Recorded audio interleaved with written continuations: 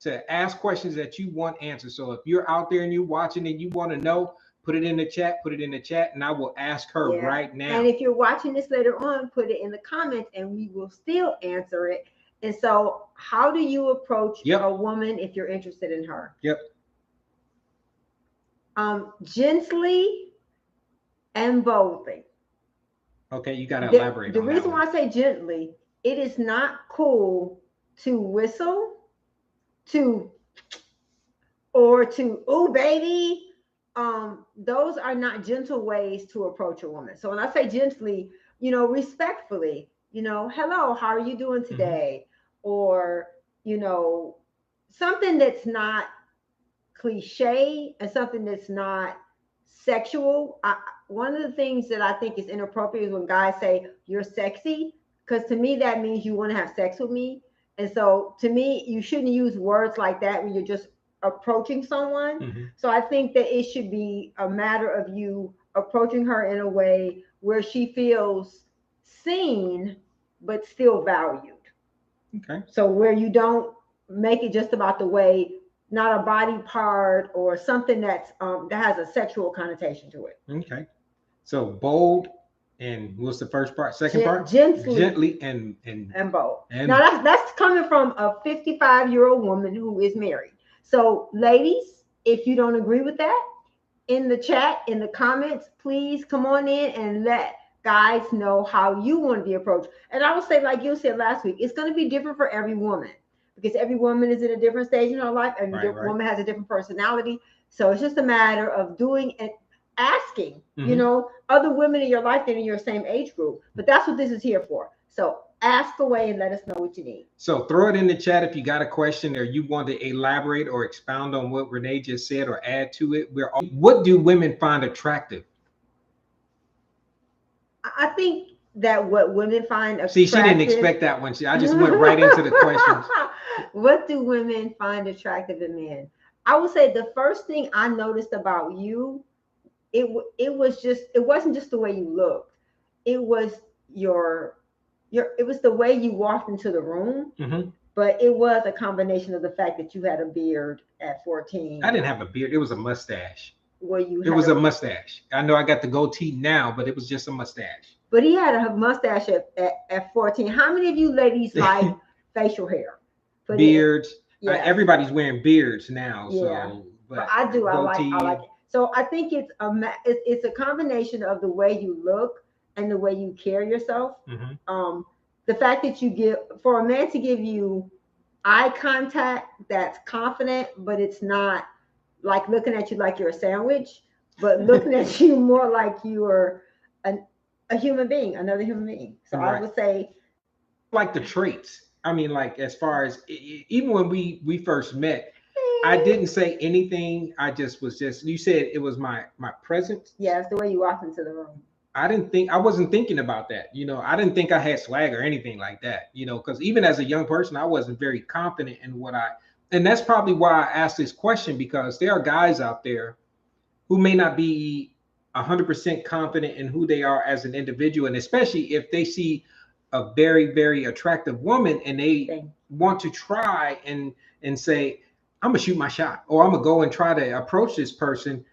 That takes some guts. Yeah. Well, first of all.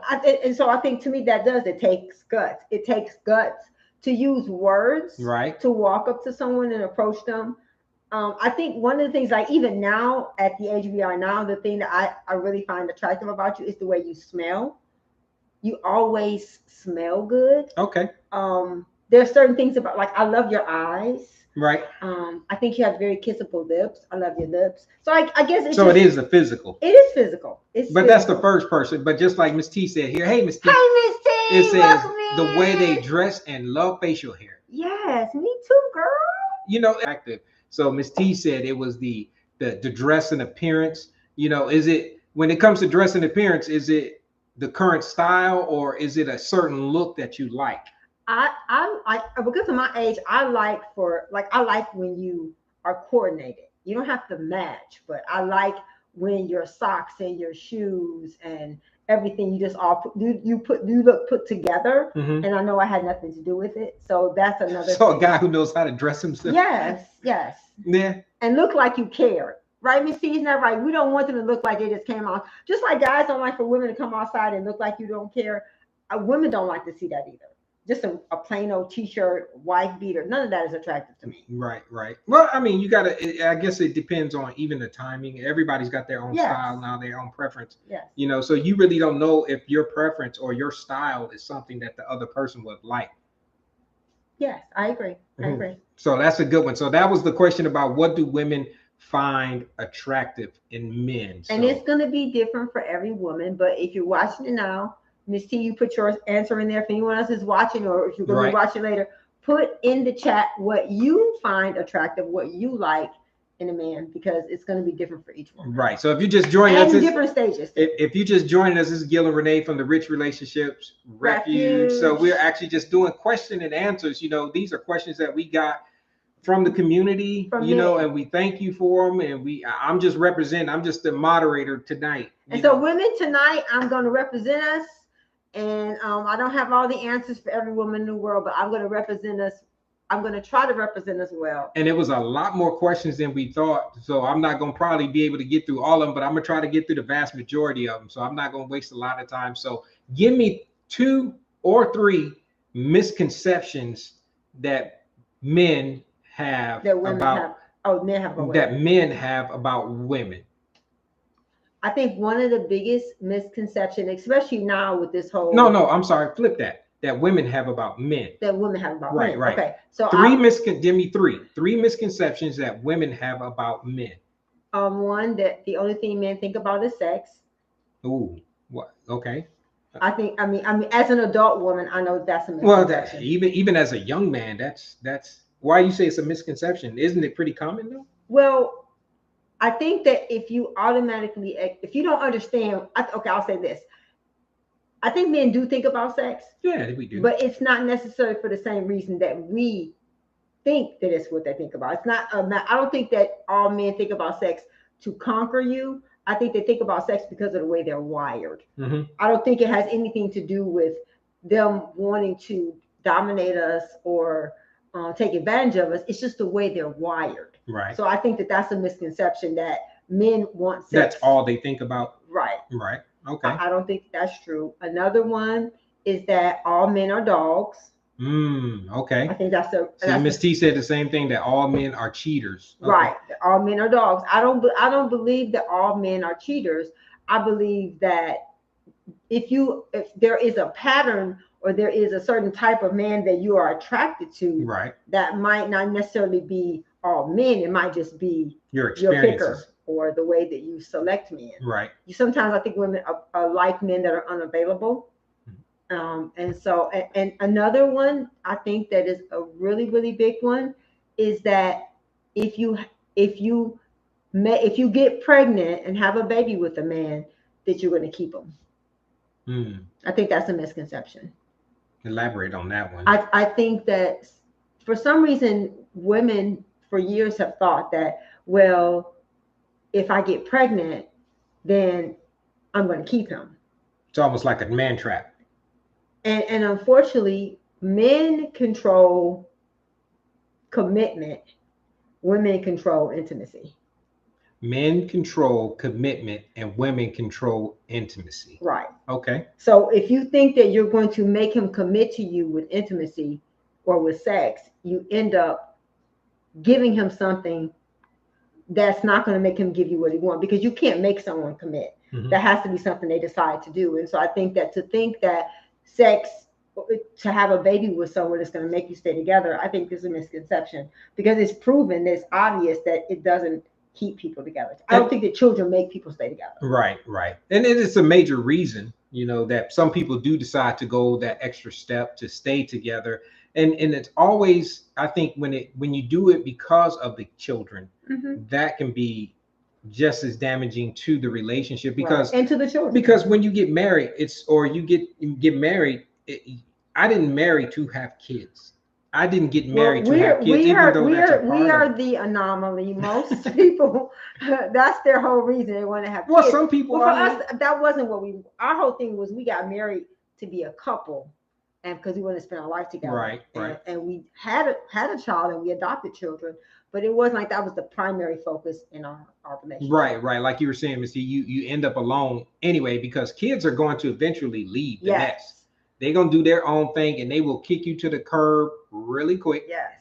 You know, and sometimes you're gonna have what we call a boomerang. You know how you throw a boomerang and they come back, you know. So even if that's the case, they eventually are going to go out and be on their own. So even this, and that's the goal. You should want them to be absolutely. separate from you and have their own life. That's a part of it is to create other people who go out and change the world, not necessarily dominate yours. Right. So this is another good question. I know we asked about misconceptions and we talked about if I am interested or if a guy is interested in a woman, how should he approach them? You know, I know a lot of women, do you like the direct line? Do you like a guy to be confident? Do you like a guy to just kind of play the long game, or how does that work? I mean, like, what would you say to that?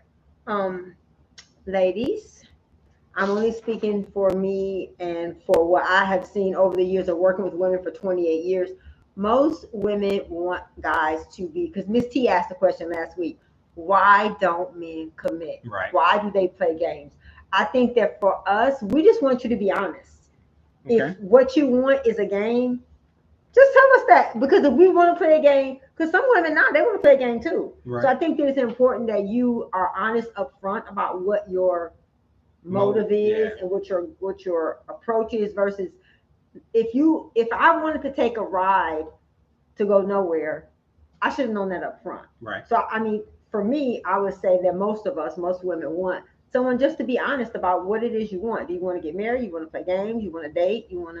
What is it you want to do? You know, and I think even in this day and time, that's a handicap because sometimes people don't present themselves in the right light at the very beginning. You always want to present yourself in the your representative in the best light as possible because it's a new connection. But sooner or later, you're going to have to start revealing the real you, right? And what your real motive is, and it's going to come out. Unfortunately, like the one question we asked about the sex, that misconception. Unfortunately, the flip side of that is some guys are just out there trying to get notches on their belt, right? You know, and that's not going to end well for anybody.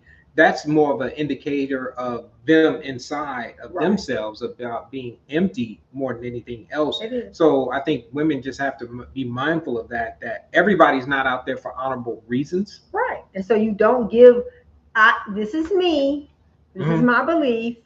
I believe that you should withhold yourself for the person who's going to commit to you for a lifelong time. Right. And if that hasn't happened in the past, it doesn't mean it's a new day. You can do something different because I think we're all at different stages in our life. You know, we can't go back and be 18 again, but we can do something different going forward and making decisions towards your goals you have for the future. Right. Okay. All right. How am I doing? Am I doing good? Thumbs up if anybody out there, thumbs hearts, up. Something. All right. So this is another one. This is one that I think is pretty common, and you should start out in this area, but hopefully you don't stay there. How do you navigate the friend zone with a woman that I am attracted to? So how do you navigate the friend zone with a woman that I am attracted to? Well, we were friends. Yep. And I think Gil was trying to put me in the friend zone.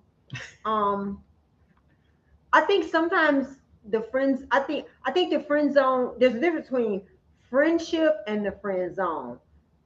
Okay. I don't know why people have a problem with someone being your friend and then you being in a relationship. I think that the reason why so many people end up in alone is because maybe the person they should be with is their friend.